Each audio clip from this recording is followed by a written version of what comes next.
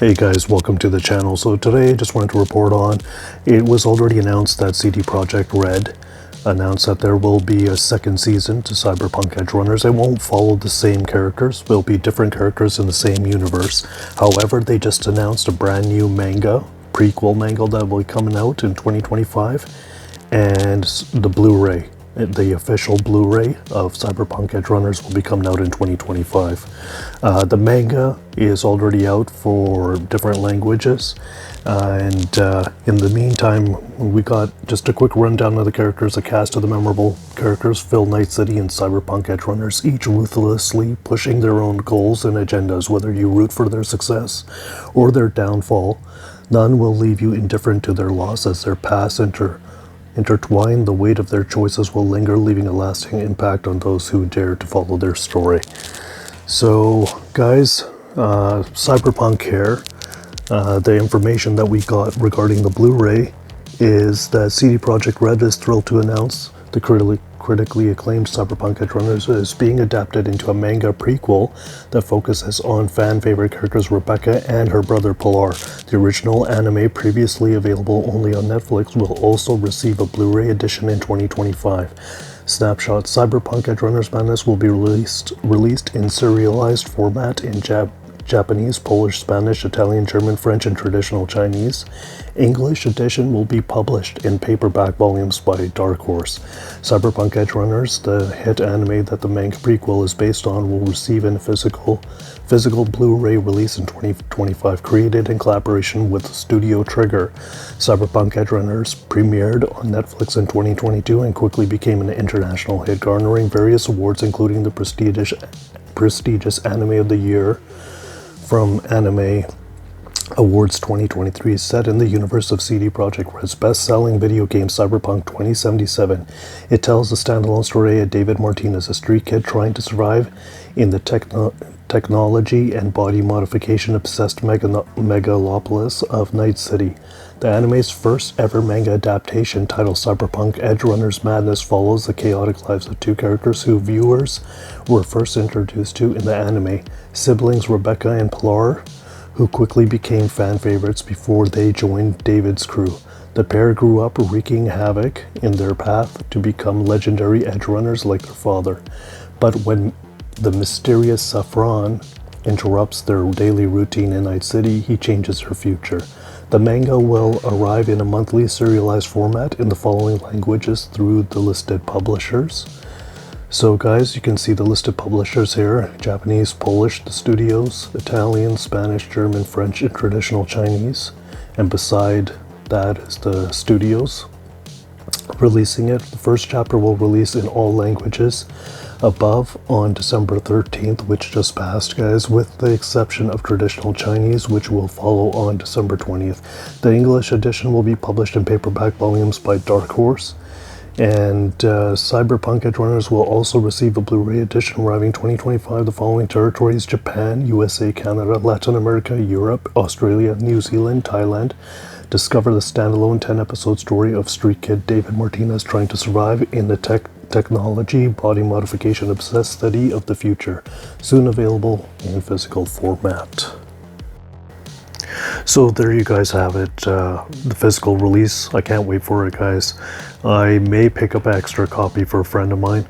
And it was over a year ago. I remember I was watching a documentary on manga artists and anime artists and animators and how underpaid they are.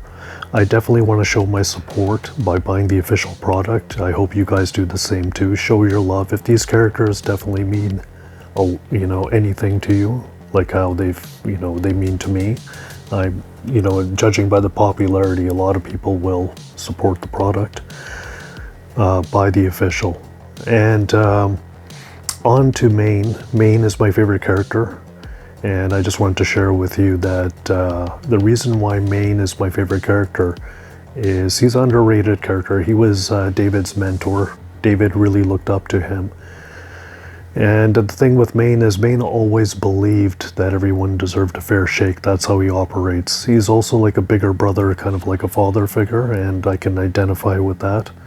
And also Main, when he was younger, he did get bullied and picked on.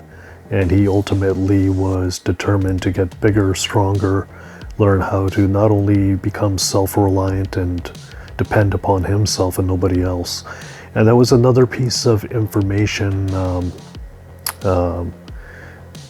advice that he gave David. And he said to David that never rely on anyone as your crutch. You have to rely on yourself no matter what. Otherwise, if you start relying on other people, then you're pretty much doomed. And especially in Night City. Ultimately, David seems like he did take his advice, which is good. The sad thing, though, with Maine was he knew that at some point, you know, his body wasn't going to hold up. And as a result, there was the scene where he entered cyberpsychosis. That scene was pretty terrifying. To be able to, there were a few times where he kicked out of his cyberpsychosis and, you know, people that were close to him, he ended up hurting, and he didn't realize, like, how did they end up, you know, dying, you know, like Dorio and so forth. But it's as horrifying as it was. At the end, he did give one last piece of advice, and he told David that, listen, it's the end of the road for me. And you could see flashbacks of Maine. He's seeing himself when he's younger, and he's just running at the end of the road, and he's finally meeting his, like, he's at the end of the road. He's got nowhere to go. And that was a sign that he was pretty much, you know, that was over for Maine. And he told David, because David didn't want to leave his side, that, listen, you know, you still have a chance to live, and he's pretty much done. And he gave him that last, you know, he was able to get some sense into David. So ultimately, David, he got Maine's, all of his cyberware, and he got all jacked up. And you can see, fast forward in the series, he takes charge of his own crew. Rebecca's in there, you know. And as a result, he definitely does a good job. I mean, he's basically Maine 2.0. Ultimately, what led to his demise was when he got tricked into taking the Arasaka cyberskeleton. That cyberskeleton was basically the breaking point for David and what caused his cyberpsychosis. On to Lucy, guys. So at the end of Cyberpunk Edgerunners, after everything that happened and David was no longer with us, you see Lucy, she's taking like this space shuttle, like a transit, to the moon. And she finally got a chance to go to the moon, like how she always wanted. And you see, you know, just how, you know, it was depressing. It was nice to see her finally reach the moon and be able to have that freedom, but she wished she could, you know, share that moment with David. And you can see David, you know, like she can see images of him and remembering those fond memories. And we don't know if Cyberpunk, the second season on Netflix, will it be a continuation possibly? Like they said it will not be a continuation, but I wonder if they'll give us at least any Easter eggs as to how Lucy is doing, or maybe like a quick summary. It would be nice to know. And I hope with the manga, they can do some sort of like with the prequel. I know that they're working on, you know, the origin, like the backstories for Rebecca and Pilar. I hope they can give us like some sort of like prequel, just prequel stories for, say, Dorio, you know, or how Maine ultimately led to creating his own crew. And even Lucy, even though we already know Lucy's like backstory, because she already kind of mentioned what, you know, her backstory was like, you know, in the Edgerunners anime, just with her growing up and stuff, that would be pretty cool too. So we'll see what happens with that. Overall, I'm very happy that they're bringing out a manga prequel for us guys, and show your support and definitely pick that up. Lastly, guys, just wanted to say thank you to CD Projekt Red. Thank you for showing your guys' commitment to fix Cyberpunk 2077, the game, and you guys did an absolutely amazing job, and then some.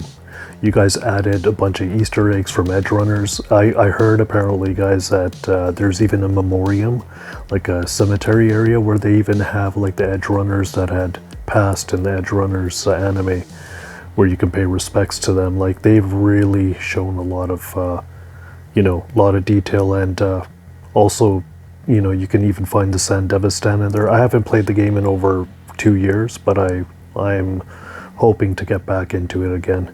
And also Studio Trigger for the amazing anime, and just, you know, CD Projekt Red and Studio Trigger, thank you for bringing out this masterpiece of anime. This is the best anime I've seen probably in almost well over 2 decades. There's anime out there that can grab you by the feels, just like Cyberpunk Edgerunners, but none of them have I come across that can do it in 10 episodes. The writing is so well done, guys, and just the character, like fleshing out the character stories, and it's hard not to like these characters, you know, and fall in love with them. Alright guys, thank you for visiting the channel, and show your support by picking up the official products. Peace.